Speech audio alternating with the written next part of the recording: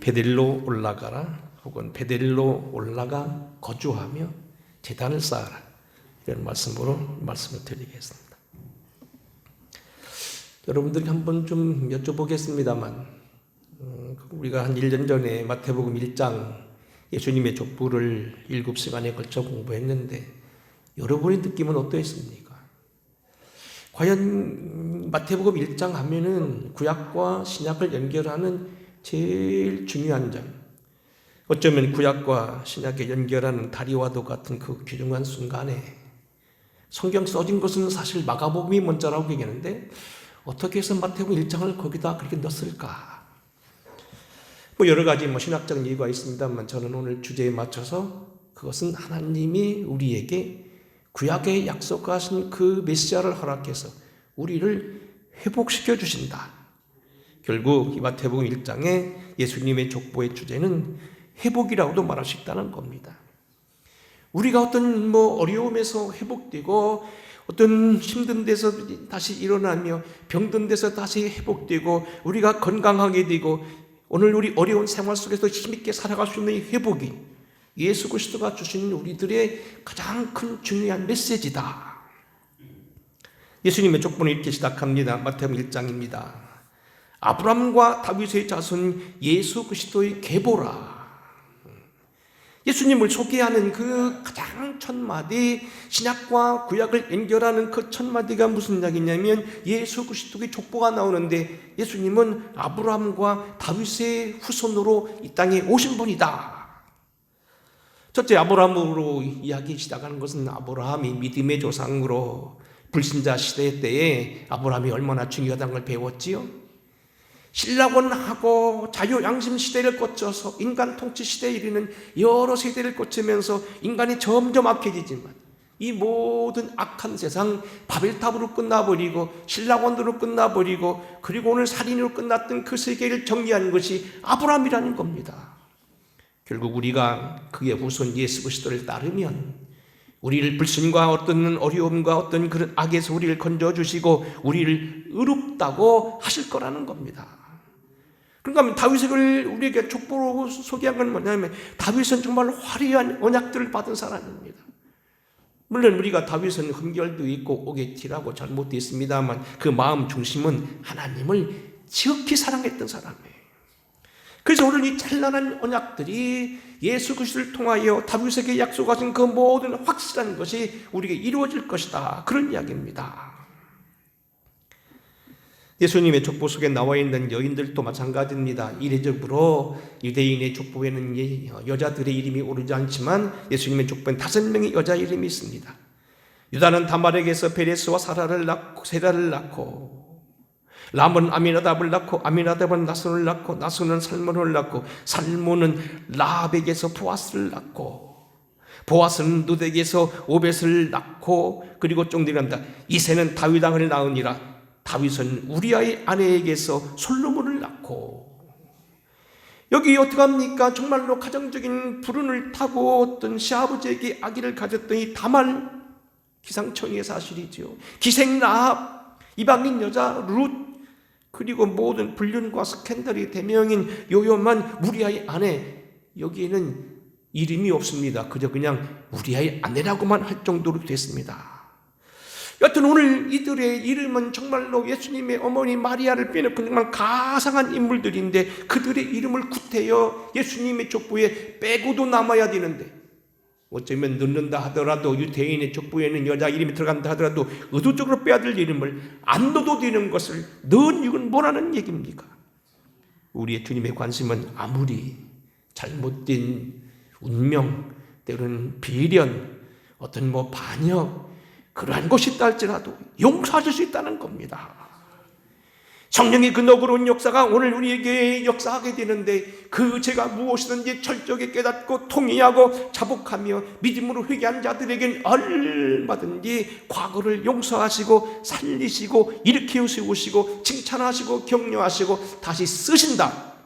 이게 하나님의 약속이라는 겁니다.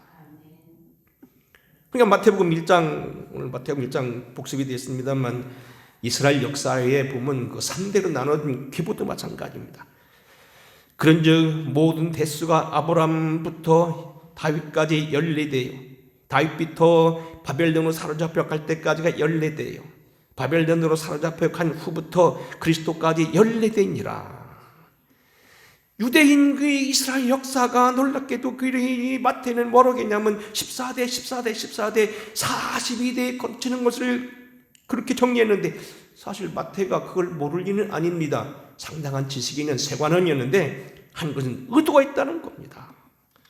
아브람 때부터 다윗 때까지는요, 정상적인 세대로 고난을 이기고 역경을 이기고 출애굽을 이루면서 또 다윗까지 아름다운 성장한 그러한 아름다운 역사, 다윗부터 바벨론까지는 하나님이 정착한 이후부터 저들에게 다시 반역을 일으키고 하나님의 품을 떠나 결국은 망할 때 달려갔던 그러한 시대, 타락기 시대, 바벨론부터 예수 그리스도까지는 다시 패망과 실패, 억압과 포로의 멸망을 다시 일으켜서 다시 나라를 성립하고 의를 이루는 그 정점에 예수 그리스도가 있다는 겁니다. 바로 이스라엘 역사를 3대로 나눠 그가 구분한 것은 예수님의 역사가 회복에 있다. 그뿐만이 아닙니다. 마태복음 1장에 보게 되면 예수님의 족보에 이어서 예수님의 탄생 기사, 여기 잉태함에 대해서 나오는 이야기도 뚜렷합니다. 예수 그리스도의 나심은 이러하니라. 그의 어머니 마리아가 요셉과 약혼하고 동거하기 전에 성령으로 잉태된 것이 나타났으니, 그의 남편 요셉은 의로운 사람이라 그를 드러내지 아니하고 가만히 끊고자 하여 이 일을 생각할 때 주의 사자가 현몽하여 이르되, 다윗의 자손 요셉아, 내 아내 데려오기를 무서워하지 말라. 그에게 잉태된 자는 성령으로 된 것이라. 아들을 낳으리니 이름을 예수라 하라. 이는 저가 자기 백성을 그들의 죄에서 구원할 자이심이라 하더라. 여러분, 우리는 여기 예수 그리스도의 어떤 이 육신적인 부모가 요셉과 마리아였는데, 요셉은요, 우리가 성경은 잘 나와 있지 않습니다만 유대 전승이라든지 다른 기록에 보게 되면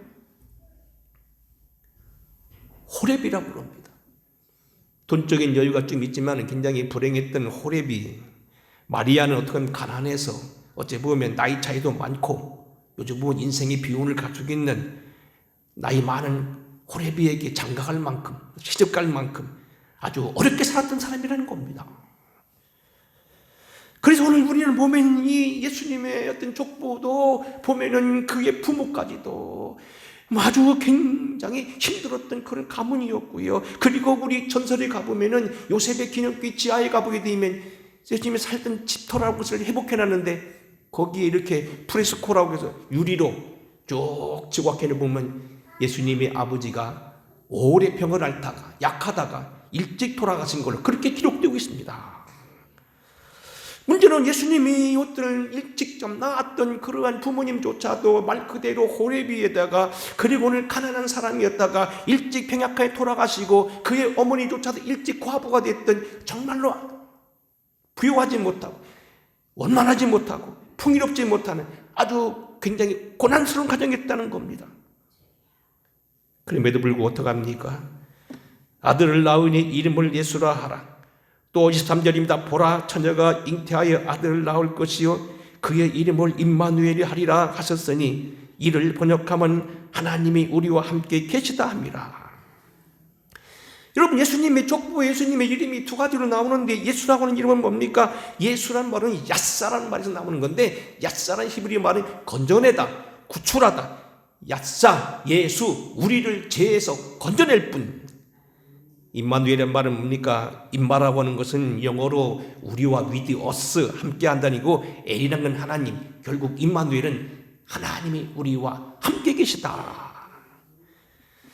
예수님의 족보에 나온 예수님의 탄생 기사를 두 이름을 보게 되면, 예수님은 우리에게 결국 우리를 죄에서 건지실 분이시요 이를 통하여 우리가 하나님과 함께 같이 거처하며 하나님이 함께하는 그러한 중보자가 된다는 얘기입니다. 모두 다 회복을 말한다고 하는 이야기입니다. 자, 이제 오늘 본문으로 돌아옵니다. 지난주 우리는 야곱이 이제 생애를 거듭되어 오면서 참 시련이 많았는데 또다시 어려움에 직면한다는 얘기를 들었습니다. 이제 우리가 다음 주게 되면 이제 야곱의 설교를 정리하고 끝내고 다른 설교를 하려고 계획하고 있는데, 여하튼 여기 뭡니까? 야곱이 지금 굉장히 어려움 당하고 있어요.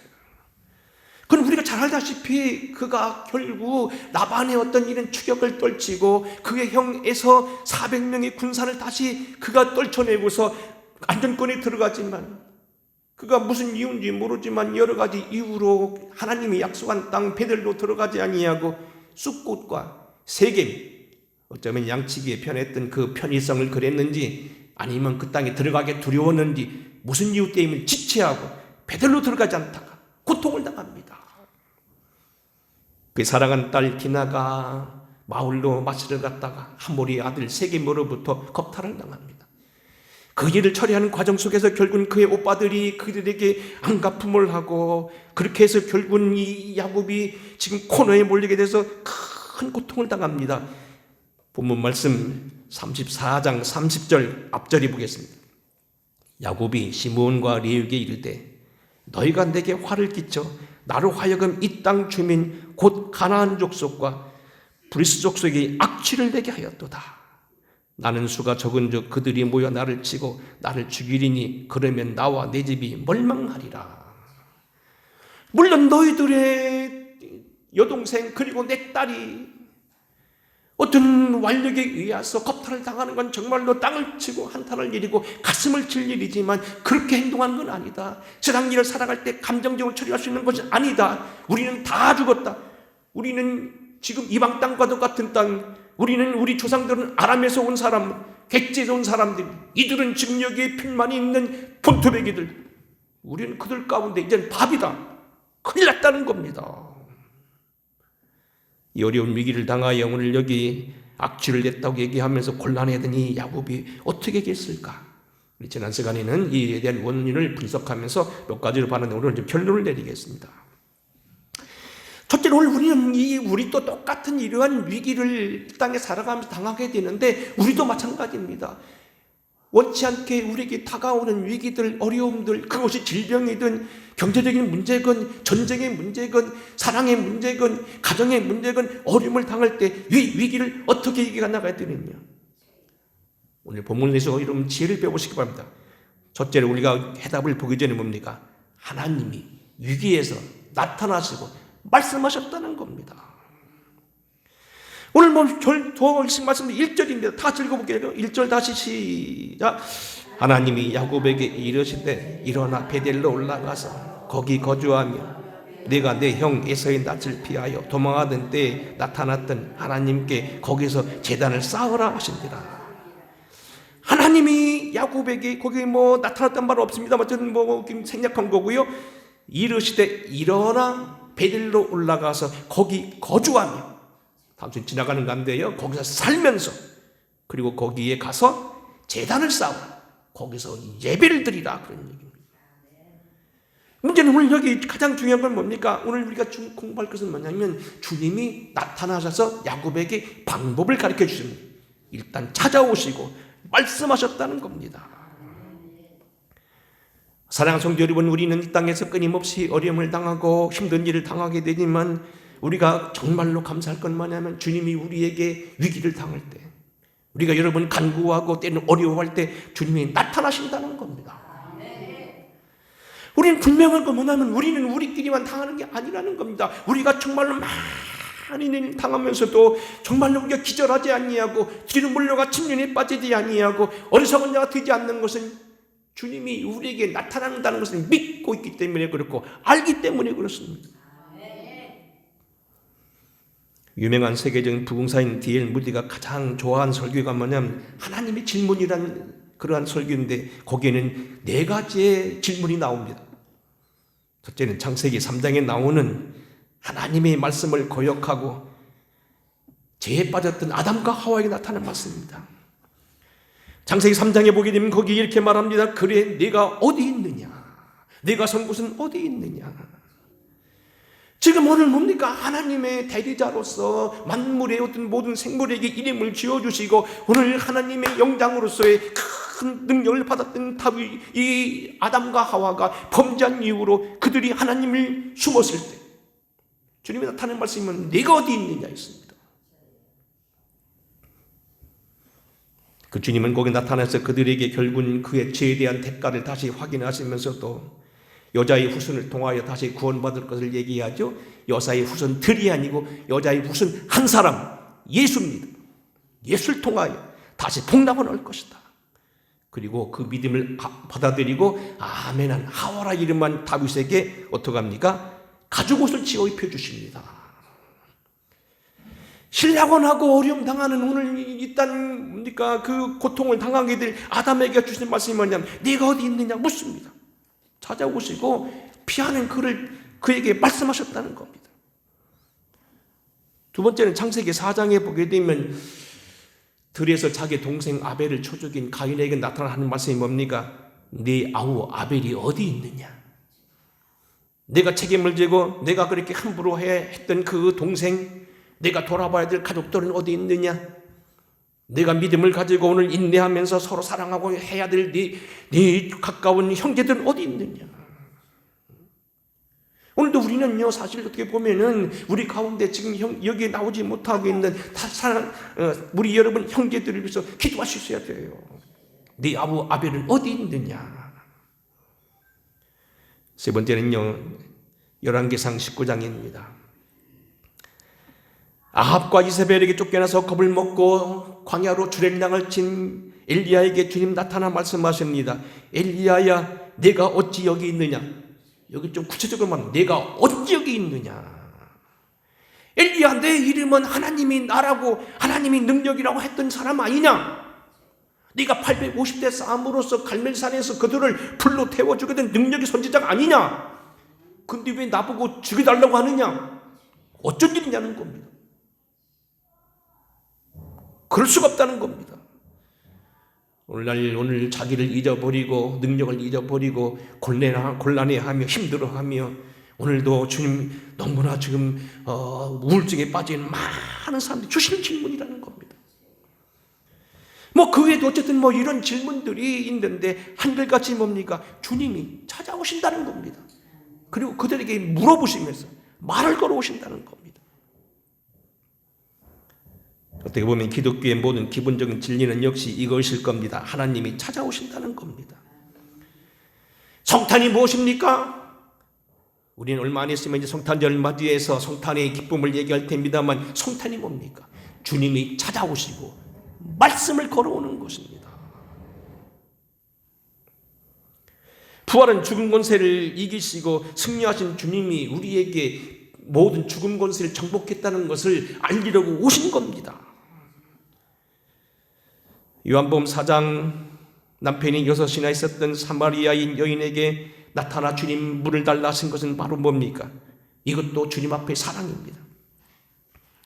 사마리아 여자가 이르되 당신은 유대인으로서 어찌하여 사마리아인 여인인 나에게 물을 달라 하나이까? 이는 유대인과 사마리아인과 상종하지 아니함이더라. 같은 동족이면서도 그들이 서로 피가 나눴다고 해가지고 서로 돌아보지 않는 유대인과 사마리아인인데 주님은 사마리아 여인에게도 찾아가서 물을 달라 하고 그에게 뭡니까? 말을 걸어옵니다. 그를 구원하시기 위해 수가산 여인 사람들을 구하기 위해서 그랬습니다. 성경 결국 다 말은 뭡니까? 결국 찾아오시는 거고 말씀하는 겁니다. 수고하고 무거운 짐진 자들아 다 내게로 오라. 내가 너희를 쉬게 하리라. 나는 마음이 온유하고 겸손하니 나의 멍에를 메고 배우라. 그리하면 너희가 마음의 쉬움을 얻으리니 이는 내 멍에는 쉽고 내 짐은 가벼움이니라. 오늘 경제적인 이유든 무슨 이유든 어떤 가정적인 문제건 사랑의 문제건 이 문제를 가지고 국가적인 문제건 많은 문제를 가지고 힘들어하는 우리들을 향하여 주님 말씀하십니다. 내게 와 맡기라는 겁니다. 네가 질라고 그걸 담당하려고 하지 말라는 겁니다. 내게 맡기라는 겁니다. 내 등판은 너희들보다 크다는 겁니다. 요한계시록 3장 20절입니다. 볼지어다 내가 문 밖에 서서 두드리노니 누구든지 내 음성을 듣고 문을 열면 내가 그에게로 들어가 그와 더불어 먹고 그는 나와 더불어 먹으리라. 이기는 그에게는 내가 내 보좌에 함께 앉게 하여 주기를 내가 이기고 아버지 보좌에 함께 앉은 것 같이 하리라. 주님이 우리의 마음문을 지금 두드리고 있습니다. 여는 사람에게 내가 그와 함께 먹을 것이고 그를 축복할 거라는 겁니다. 오라 우리가 서로 변론하자. 너희 죄가 주홍 같을지라도 눈과 같이 희어질 것이요 지름같이 붉을지라도 양털같이 희게 하리라. 너희가 즐겨 순종하면 땅의 아름다운 소산을 먹을 것이요 너희가 거절하여 배반하면 칼에 삼켜지리라. 여호와 입의 말씀이니라. 영접하고 받아들이는 자에게 하나님 위로가 있다는 겁니다. 결국 오늘 여기 주님은 또 다시 찾아오셨습니다. 32장 1절에 보게 되면 마하나임에서 형 에서가 쫓아오는 장면을 그가 기억하고 갈 때에 갑자기 그 천사가 본 것처럼 천사를 보여줘서 그에게 방법을 가르쳐 주신 것처럼 또다시 나타나시고 말씀하셨다고. 주님은 찾아오셨고 기독교는 결국 찾아오시는 거라는 것. 여러분 마음문 열고 주님 찾아오셔서 여러분 마음 두드리고 있는 걸 여러분 보셔야 됩니다. 이 주님 앞에 야고보는 어떻게 했습니까? 이유를 바로 알아야 됐지요. 지난주에 이것은 충분히 말했기 때문에 더 이상 말씀 안 드립니다만 야곱이 또다시 어려움을 당한 이유는 뭡니까? 여러 가지가 있었다고 그랬습니다. 첫째는 세겜의 무법함. 참 어떻게 보면 몇 번 드린 말씀입니다만 윤리 기준이 다르긴 다릅니다만 이 세겜이란 사람은 지금 뭡니까? 자기 정욕에 휩싸여가지고 아름다운 아가씨를 뭡니까? 겁탈을 했습니다. 잘못이라는 겁니다. 우리 주님은 높은 윤리를 가지고 우리에게 이렇게 말합니다. 또 누구든지 나를 믿는 이 작은 자들에게 하나라도 실족하게 하면 차라리 연자 맷돌을 그 목에 매어 바다에 던지는 것이 나으리라. 만일 네 손이 너를 범죄하게 하건 찍어버리라. 장애인으로 영생에 들어가는 것이 두 손을 가지고 지옥에 들어가는 것보다 나으리라. 주님 우리 고도의 윤리를 요구하는 거예요. 어쨌든 세겜은 자기 어떤 세겜이 악함. 두 번째는 뭡니까? 딸 디나의 무모함입니다. 이건 지난주 공부하는 겁니다. 아니 그 땅이지 어느 땅이라고 중동이 어렵다고 얘기했잖아요. 중동에 살고 있는 두 내외가 시장에 갔는데 자기 아내가 없어져서 몇 달을 찾아다니면서 직업을 그만두고 찾았는데 나중에 두 눈이 뽑혔더라고. 왜 그런가 하면 여자가 귀한 그 사이에서요 베두인이 그를 잡아다가 자기 마누라 삼았다가 도망가니까 두 눈을 뽑고 살고 있었다는 겁니다. 그게 중동이라는 겁니다. 그 사이에 어떻게 치안이 확보지 않은 그 사이에 함부로 놀러다니냐는 겁니다. 무모하다는 겁니다. 야심한 밤에 뭡니까? 남자친구라고 해서 밤에 쫓아가면 그것은 날 잡아잡수고 쫓아가는 거나 마찬가지라는 겁니다. 그런 무모함, 어리석음이 있으면 아니 되겠다는 겁니다. 우리는 이 땅에 어떤 사이인지 스스로 조심하고 방탕함 이르지 않도록 스스로 자기 몸가짐을 해야 된다는 겁니다. 요즘 나오는 많은 범죄들 대다수는 뭡니까? 스스로 범죄 환경을 만들어 문을 열고 있다는 겁니다. 차 운전하는 사람도 방어 운전을 해야 된다고 그러잖아요.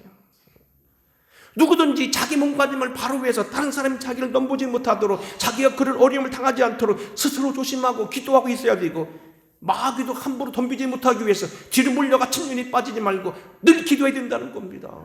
허점을 피우지 말라는 겁니다. 문을 열어놓지 말라는 겁니다. 자기에게 원인이 있다는 겁니다. 지나치게 너무나 귀걸이, 목걸이 많이 붙여다니지도 말고요. 너무 이쁘게 오고 다니면 할아버지들 유혹해요. 무모했다는 겁니다. 시대가 악하다. 난리와 난리의 소문을 듣겠으나 너희는 삼가 두려워하지 말라. 이런 일이 있어야 하되 아직 끝은 아니니라. 민족이 민족을 나라가 나라를 대적하여 일어나겠고 곳곳에 기근과 지진이 있으리니 그때 사람들이 너희를 환난에 넘겨주겠으며 너희를 죽이리니 너희가 이 이름 때문에 모든 민족이 미움을 받으리라. 요즘 텔레비 보면 어떻습니까? 어쩌면 그렇게 사고가 많습니까? 자식을 말 안 듣는다고 죽여서 유기시키는 것도 여러분 텔레비 가끔 나오고요. 그런 거 좀 안 내보냈으면 좋겠어요. 내일간에도 보험 사고도 얼마나 많습니까? 그런가 뭡니까? 그건 좀 무식하고 가난해서 그렇다고 하지만 배울 만큼 배우고 가질 만큼 가지고 잃을 만큼 잃은 사람들이 자기 정력을 위해서 더 큰 일을 범하고 그러한 사람을 보고 또 따라다니는 사람들 보면 또 희한합니다. 뭐 모르면 몰라서 그렇다고 하고 없으면 없어도 그렇다고 하고 말입니까? 어떻게 뭐 가지지 못한 사람이 그렇다고는 그런 이해가 되지만 가질 만큼 가지고 배울 만큼 배우고 알 만큼 알고 생각할 만큼 생각할 수 있는 사람이 자기 이권을 위해서 정권을 위해서 마음껏 난두질하고 사기를 유린시키는 거. 그런데 그것을 따라가는 사람도 많다는 겁니다. 더러운 사상 됐다는 겁니다. 가증스러운 시대입니다. 아들들의 일처리 미숙일 수 있지요.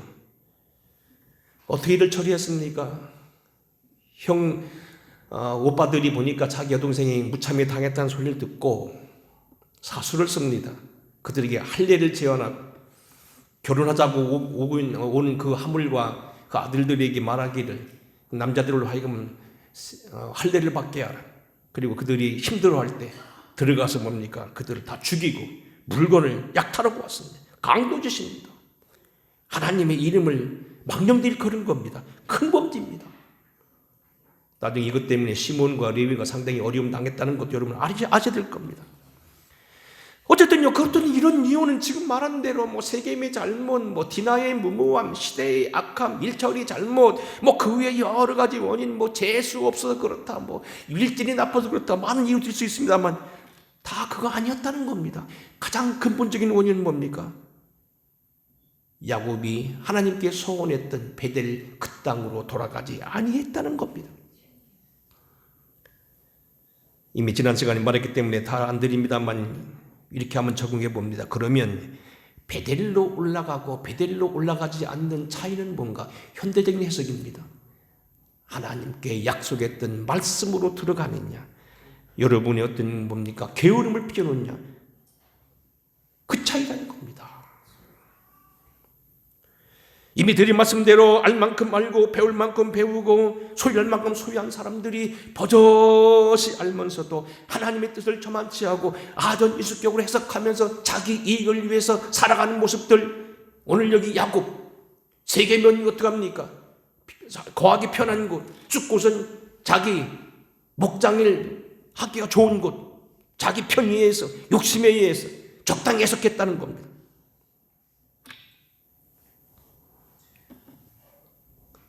사건 해결은 물어볼 것 없이 결국은 베델로 올라가라였고 결국 야곱은 그렇게 올라가서 해결받았다는 거지요. 끝으로 하나 더 말씀드리면 뭡니까? 여러분 잘 보시기 바라면 거기 2절을 보겠습니다. 같이 한번 읽어보겠습니다. 2절로 3절입니다. 자, 시작. 야곱이 이에 자기 집안 사람과 자기와 함께한 모든 자에게 이르되 너희 중에 있는 이방 신상을 버리고 자신을 정결하게 하고 너희들의 의복을 바꾸어 입어라. 우리가 일어나 베델로 올라가자. 내 환난 날에 내게 응답하시며 내가 가는 길에서 나와 함께 하신 하나님께 내가 거기서 제단을 쌓으려 하노라 하매. 그 다음 절 읽겠습니다. 4절입니다. 한 번 더 읽겠습니다. 시작. 그들이 자기 손에 있는 모든 이방 신상들과 자기 귀에 있는 귀고리들을 야곱에게 주는지라 야곱이 그것들을 세겜 근처 상수의 나무 아래에 묻고 그랬습니다. 사실 저는 옛날에 이 설교를 여러 번 하면서 그때마다 옷을 바꾸는 건 회개요, 부장품을 뽑는 것은 자기 욕심을 묻는 거요, 과거를 묻는 거 다 그래. 오늘 다 그만두고요. 여러분 이걸 한번 생각해 보세요.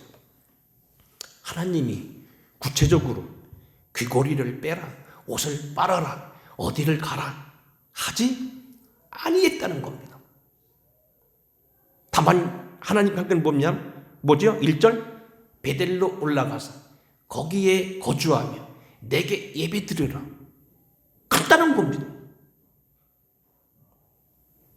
나머지 뭡니까? 옷을 빨고 우상 신상을 내버리고 땅에 묻고 어떻게 하고 손톱 깎고 머리 깎고 세면하고 이런 것도 포함이 되는지 모르겠습니다만 이런 건 야곱이 알아서 했다는 겁니다.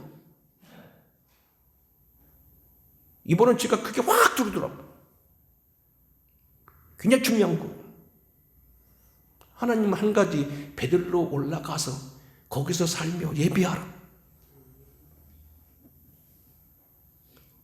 아이고 목사님 성경에 보니까요 담배 피지 말라는 말 없는데요. 담배는 인디언들이 펴가지고 뭐 1492년 콜럼부스가 가서 발견해가지고 그때 나온 건데요. 성경에 담배 없거든요. 목사님, 화투 치지 말라는 말 없어요. 화투도 가족들끼리 오라고는 괜찮겠지요. 그러나 어쨌든 이거 좋은 거 아니란 말. 목사님, 거기 위스키 먹으라는 말은 없어요. 포도주 먹지 말라는 말은 나왔어도 위스키 말은 없어요.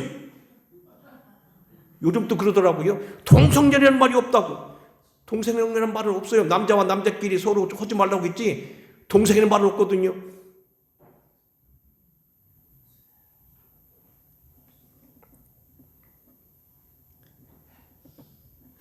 우린 여기요 꼭 기억할 건 뭐냐면 하나님은요 좀 속된 표현은 좀스러운 분이 아니세요. 하나님은 그저 그냥 네가 전에 나타났던 네 하나님 나에게 약속했던 그곳으로 올라가서 거기 살며 거기서 예배드리라. 그걸 끝입니다. 저도 그 전에 하나님 음성을 몇 번 들어봤는데요. 또 들으려고 했는데 주님 말씀 안 하시더라고요. 한 번 딱 끝나셨어요. 필요하면 한 번 정도 더 할 수 있지만 주님 그렇게 막 요란스럽게 하지 않습니다. 나머지는 알아서 해야 돼요. 결국 지혜자가 뭡니까? 그 나머지 건 잘 알아서 하나님의 뜻대로 살아가는 것. 복 받는 사람은 뭡니까? 그걸 잘 알아서 자기가 자기를 잘 챙기는 것. 야곱이 알아서 딱 합니다. 너희들 말이야 베델로 올라가서 거기 하는데 거기 균고고리 고고리 코고리 다 빼내버리고 옷은 빨아입고 이방 신상을 버리고 자신을 정결하게 하고 그리고 거기 올라가서 예배드리자. 그리고 그걸 다 그 땅에 묻었습니다. 야곱과 야곱의 가족들이 알아서 했습니다.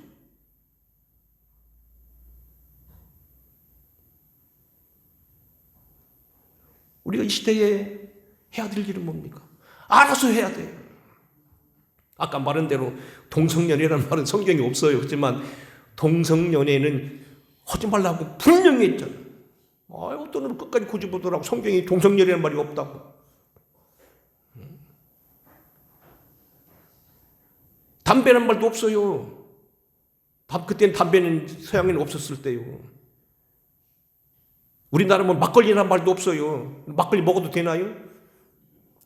막걸리라는 말이 없으니까 먹어도 되겠지 뭐. 그러나요? 알아서 하는 거예요. 그럴 때 어떤 일이 벌어집니까? 다른 거 많이 할 거고 5절입니다. 같이 읽겠습니다. 중요한 기절 나오거든요. 자, 시작. 그들이 떠났으나 하나님이 그 사면 고울들로 크게 두려워하였으므로 야곱의 아들들을 추격하는 자가 없었더라. 그들이 떠났으나 하나님이 그 사면 고울들로 크게 두려워하게 하셨으므로 야곱의 아들들을 추격하는 자가 없었더라. 질병이 따라오지 못했다는 겁니다. 환난이 따라오지 못했다는 겁니다. 여러분을 괴롭힌 자들이 슬그머니 물러갔다는 얘기입니다. 우리가 축복받았던 이삭이나 사람들이 어떻게 합니까? 찾아오잖아요. 무릎 꿇잖아요. 다윗에게 와서 빌잖아요. 주변의 사람들 하나님의 눌러놨다는 겁니다. 말씀을 정리하겠습니다. 이제 야곱 시간이 야곱에 대한 시리즈 설교가 이제 오늘 하고 다음 주는 좀 종합적으로 해야 되니까 좀 어려울지 모르겠는데 어쨌든 이제 끝나는데 중요한 건 그거예요. 베델에 올라가서 거기에 거주하며 예배드리는 거예요. 이 땅이 점점 어려워지고 있습니다. 기운지는 모르겠습니다만 어쩌면 우리들 자녀들 시대에는 얼마나 어려울까. 어떤 어른들 말대로 우리는 살 만큼 살았는데 뒷 애들은 살아갈 것이 걱정이다. 요즘 전 세계적으로 무슨 기후 얘기합니다만 많은 학자들이 그럽니다. 이거 기회를 놓친 거 아니냐.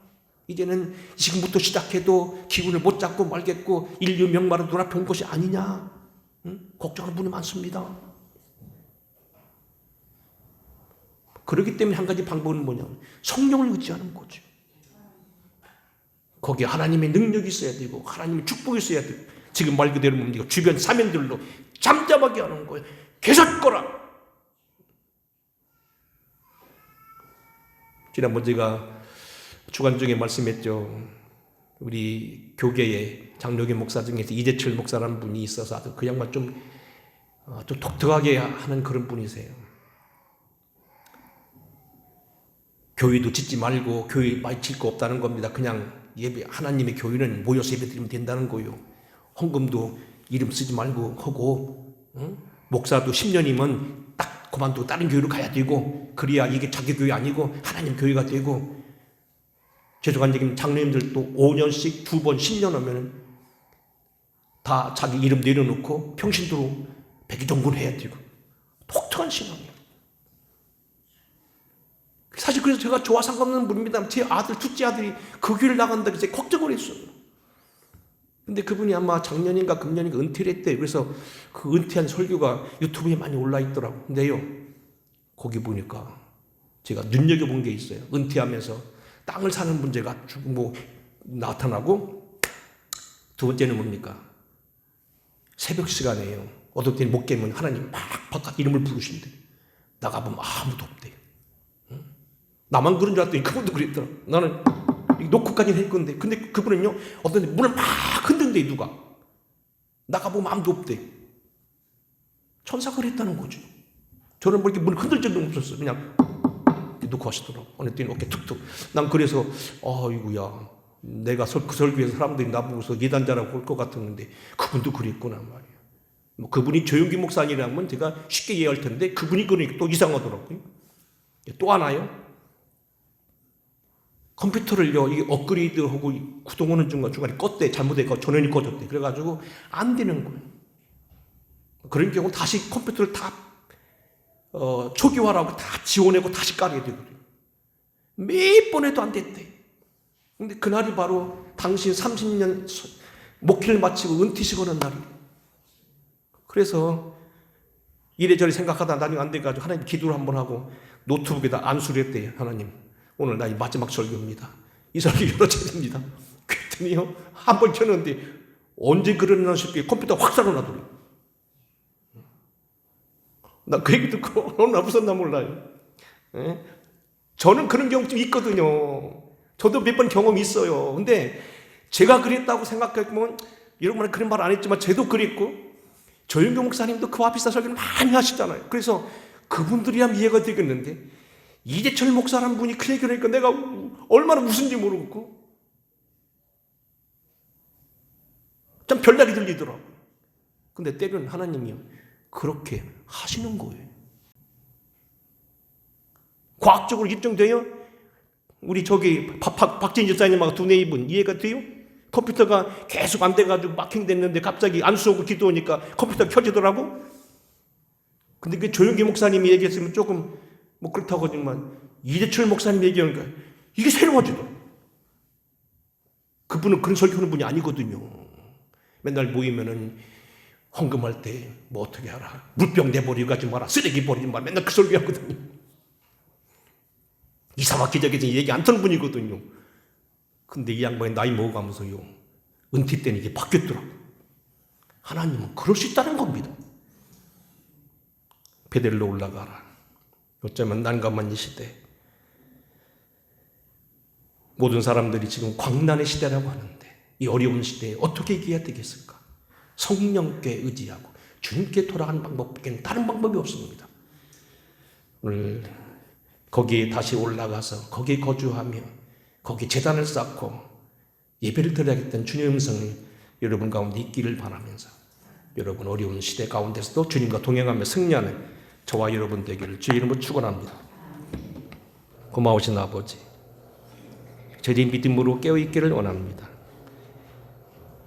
어려움을 당하고 멸문지화에 이르게 되었던 이 야고비가 하나님께 기도할 때 그에게 나타난 말씀하신 주님을 기억하게 하셔서, 오늘도 우리에게 찾아오시고 말씀하신 주의 음성을 듣는 우리 되게 하여 주시고, 베델로 올라가 예배할 때 사면 고울들 하여금 그렇게 하려고 할 때 사면 고울들로 두려워함으로 아무도 추격하는 자가 없는 것처럼 우리의 모든 세상의 만물들을 눌러주시고 우리와 하여금 이기게 하옵소서. 예수님 거룩하신 이름 받들어 간절히 축복하고 기도하옵나이다. 아멘. 찬양하겠습니다.